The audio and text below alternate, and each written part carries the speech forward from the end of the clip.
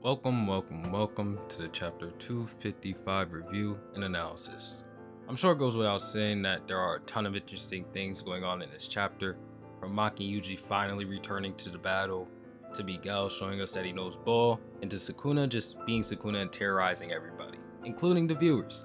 There's a lot we gotta go over in this chapter, especially with the Sukuna world cutting slash thing, because I know that's gonna reignite the Sukuna versus Gojo civil war, so I'll keep the intro short.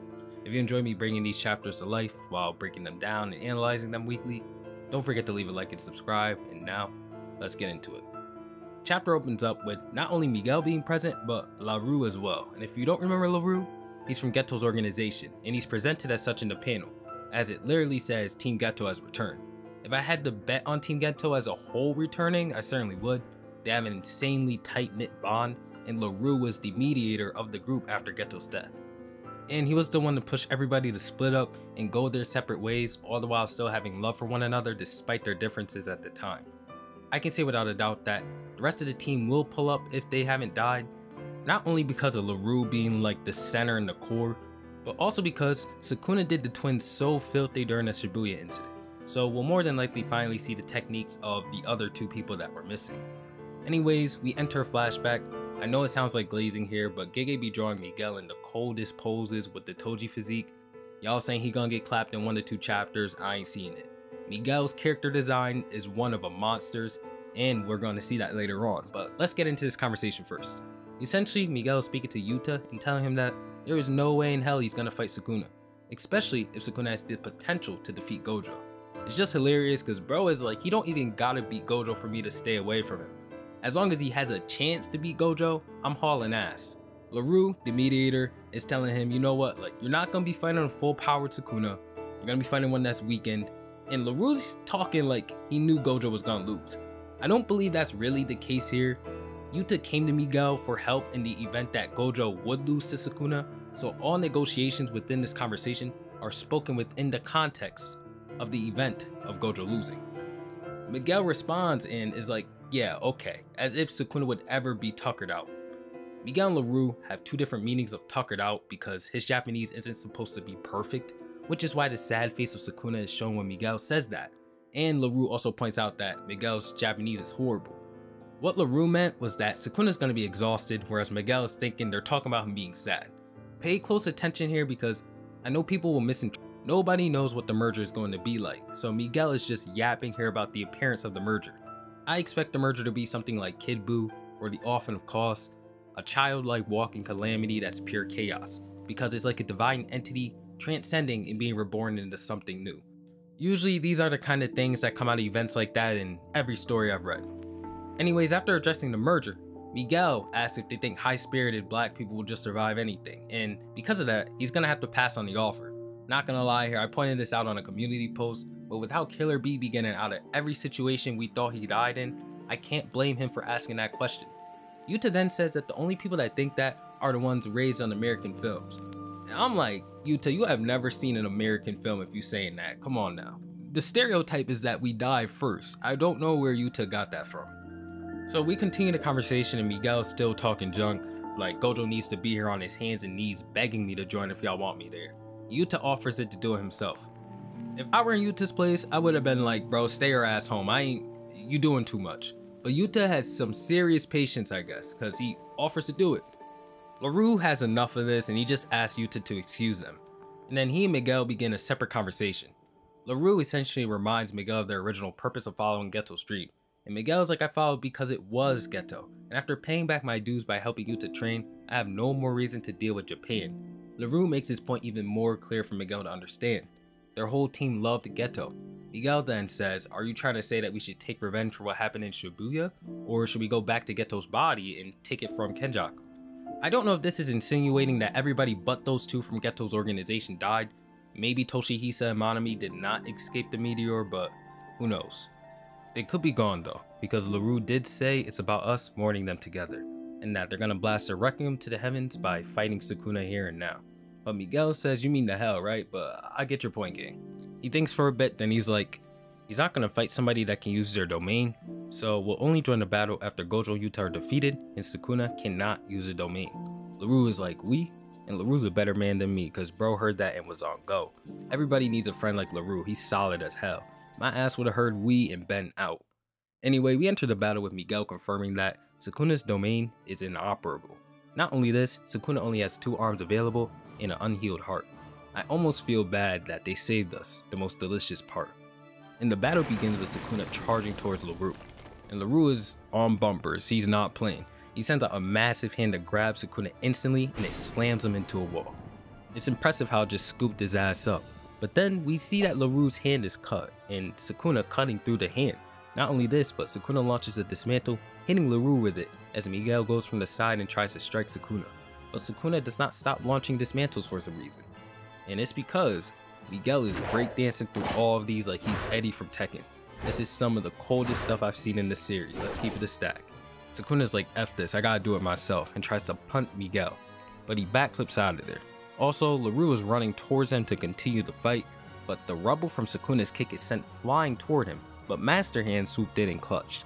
It's then explained that LaRue's technique is to summon Master Hand as a Shikigami, and when destroyed, 1/10 of the damage it sustained will be transferred back to LaRue. However, LaRue can manifest it endlessly. I also want to say that LaRue is strong as hell.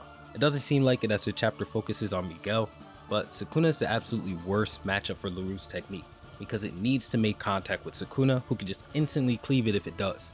Despite this, LaRue is throwing hands, guys. I know people are going to sleep on him, but I had to point that out since he gets sidelined for the rest of the chapter.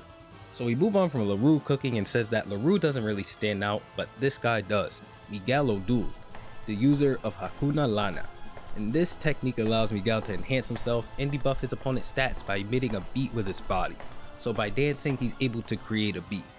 Obviously, he'd be able to do the same with beats from his mouth or hands, but if he did the beats from his mouth, people are going to make African tribe jokes, and Gege knows better than to do that.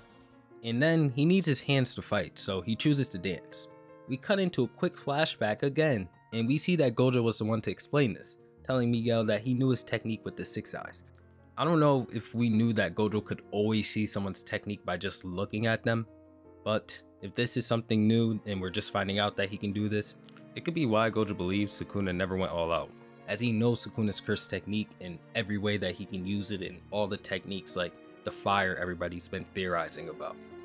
Gojo then goes on to explain that Miguel's build allows cursed energy to multiply his stats higher than other sorcerers. Since he's African, let's just not beat around the bush here. So Miguel is like, bro, that's racist. I'm not special because of my genetics, I'm special because I'm me. No wonder he hates Gojo. Whichever is the case, if Gojo is right in saying that Miguel's genetics are what allow his stats to be so much higher than most sorcerers, then I do want to bring up the character Daido. Some of y'all scratching y'all heads as to why I'm doing this, just let me cook. Daido was stated to be a peerless swordsman who had no idea of cursed energy or how it worked, though he still has it. As he managed to do massive damage to Cursed Spirit Naoya, who is arguably the strongest special grade curse in the series. He had to essentially fight as if he were heavily restricted by seeing the air around Naoya. He can't even see curses. Are you picking up what I'm putting down yet? If not, Daido's genetics must be insane. And if he manages to get control of his cursed energy on a basic level, he'd be a monster, let alone getting a cursed technique and domain amplification and things like that. This is why I don't think he's gone from the story yet or anything like it. I can see him pulling up to this fight, maybe. Anyway, Gojo hypes up Miguel more by saying if me and Miguel were to fight with only cursed energy reinforcement and nothing more, he'd win the marathon, but Miguel would win the sprint. Say what you guys want, insane stats, that is a top 5 worthy statement. Gojo's stats are ridiculous, insane, and we've seen what a 15-figure Sukuna can do to Ryu. Ryu, who boasts the highest physical stats out of the people in that relative tier of sorcerers. Gojo saying something like that, no matter how you interpret it, puts Miguel at some of the highest stats in the series.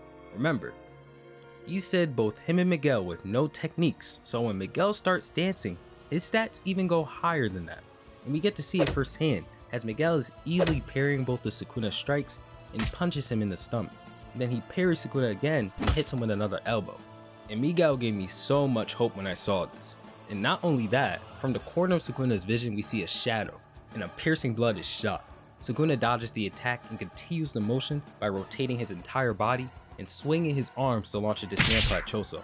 A huge testament to not only his reaction speed, but prowess as a fighter as well. Little things like this make Jujutsu Kaisen stand out in its choreography. The ceiling then breaks. people aren't done yet. People still pulling up. And we see Yuji come through with a sledgehammer on Sukuna's face. And Sukuna's like, damn, this dude is still around. And we go into an explanation of how Sukuna activates the World Cutting Dismantle. It's said that the same hand sign for his domain expansion, Enmaten, is usually required for it to be used. But due to him only having one arm after Gojo launched that unlimited hollow purple, he had to impose a binding vow on himself to skip the normal activation conditions in order to use this technique. What is the binding vow? Who knows? I was saying in my previous video that it was probably no hating on Yuji for 5 minutes or something like that, and it gave him more than enough power to one-shot Gojo. I don't know what the binding vow is, but we are going to find out in the future, so don't freak out, don't lose your minds. And then it said currently though, Sukuna would need the hand sign, chanting, and to point the direction that the technique will be going in order to properly activate it. It's not specified if this is referring to Sukuna when he's in his four-arm form at all times, or if this is the current Sukuna that we have now with all the nerfs that he has. I do think it's the latter, as he just requires so much that it seems as if all of these restrictions are to make up that he's not at full power. He's so weakened that he has to use binding vows, chanting, hand signs in order to get his regular output. And we see Gojo do all of this during his fight with Sukuna, right? Where he's chanting to activate normal reds, where under normal circumstances, he can shoot them out left and right. The leaks had said that this was only for his forearm state, but TCB clarifies that there isn't a specific answer behind this yet.